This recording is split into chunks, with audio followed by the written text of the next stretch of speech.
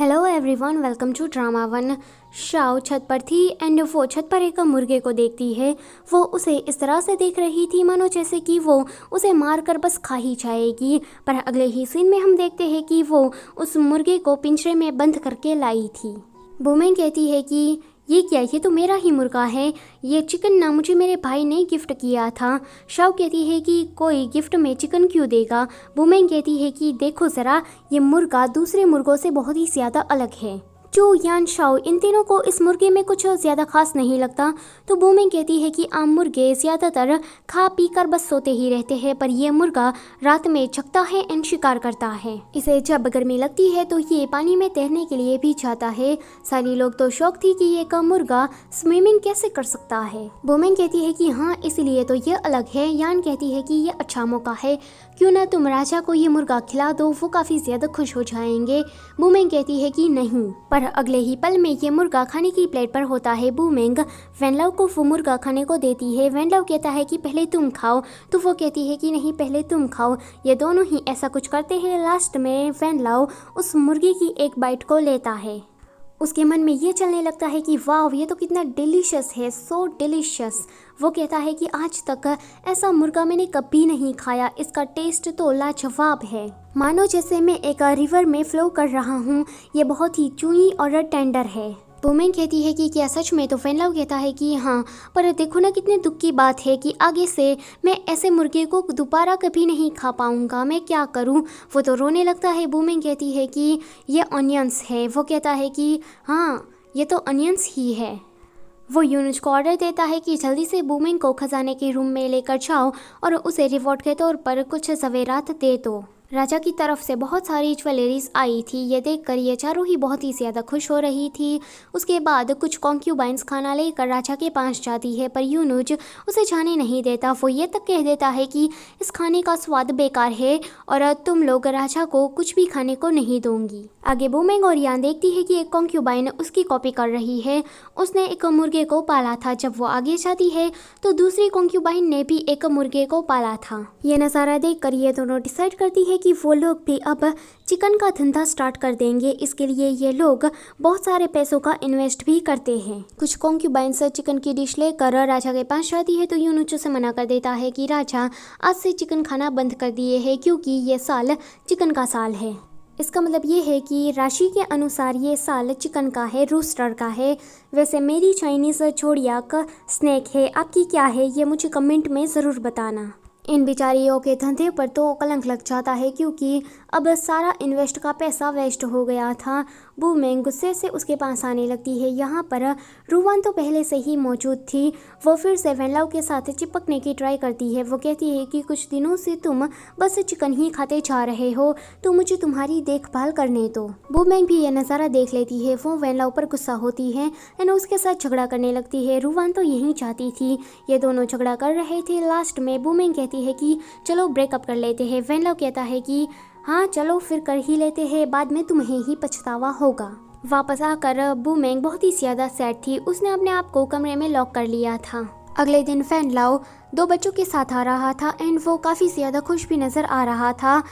वो दोनों ही उसके भतीजे थे। लड़के का नाम था चेंगजी और जो लड़की थी उसका नाम था जीयू। मैं गुस्से से मेड को कहती है कि ये सारी ज्वेलरीज वो वेनलाओ को वापस कर दे। मेड चाहती तो नहीं थी, पर जब वो बूमेंग को इतने गुस्से में देखती है तो वो चली जाती है। चेंगजी बहुत ही बदमाश लड़का था। वो महल में घूम रहा था। वो शाओ को प्रैक्टिस करते हुए देखता है तो वो कहता है कि वाओ, शाओ सच में मार्शल आर्ट की प्रैक्टिस बहुत ही अच्छे से कर रही थी। वो उसके पास आकर कहता है कि तुम क्या रिचुअल्स का डांस कर रही थी। वो अपने मन में सोचती है कि मैं तो मार्शल आर्ट की प्रैक्टिस कर रही थी। चेंगजी उसकी मार्शल आर्ट स्किल से बहुत ही ज़्यादा खुश हुआ था, पर वो था तो एक राजकुमार, इसलिए वो उसे डायरेक्टली ये बात नहीं कहता एंड उसका मजाक बनाकर वहाँ से चला जाता है। आगे शाओ बूमेंग के साथ घूम रही थी तो वो चेंगजी को देख लेती है।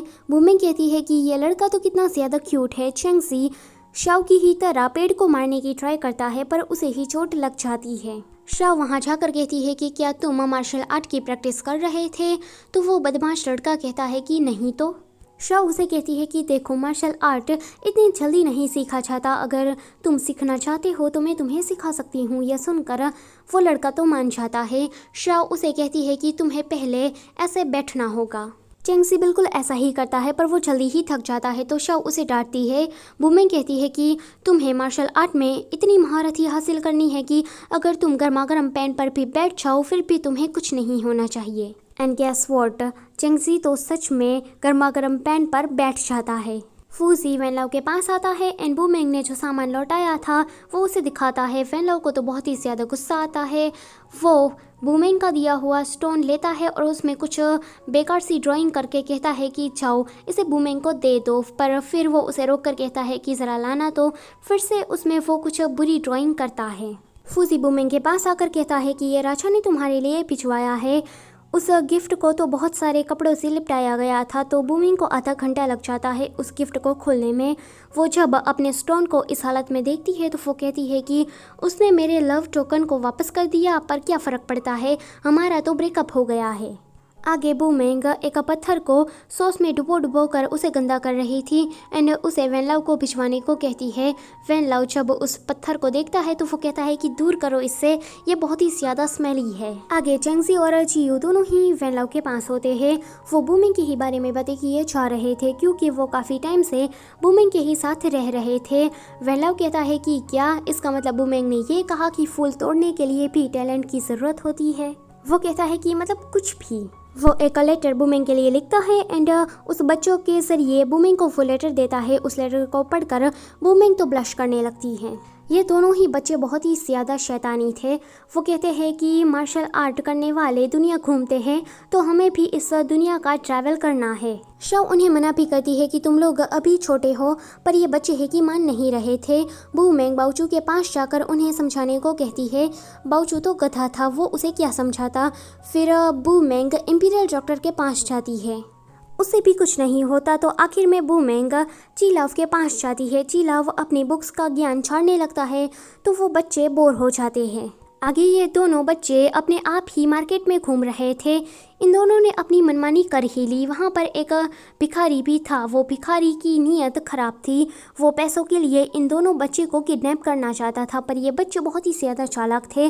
वो वहाँ से भाग जाते हैं। वेनलाओ को भी ये बात पता लगती है कि बच्चे महल में नहीं है, वो कहीं चले गए हैं। तो वो बाओचू को ऑर्डर देता है कि जाओ उसे ढूंढकर निकाल कर आओ।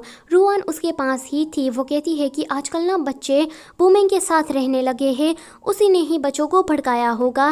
वेनलाओ कहता है कि तुम कुछ मत बोलो, मैं अपने आप से ही इस मामले को हैंडल कर लूँगा। आगे बाओचू बुमेंग के घर पर इन दोनों बच्चों को पकड़ कर लाता है। वो कहता है कि इन बच्चों को संभालना सच में मुश्किल है, ये तो शैतान का एक रूप है, इसने मेरे गार्ड को काट लिया।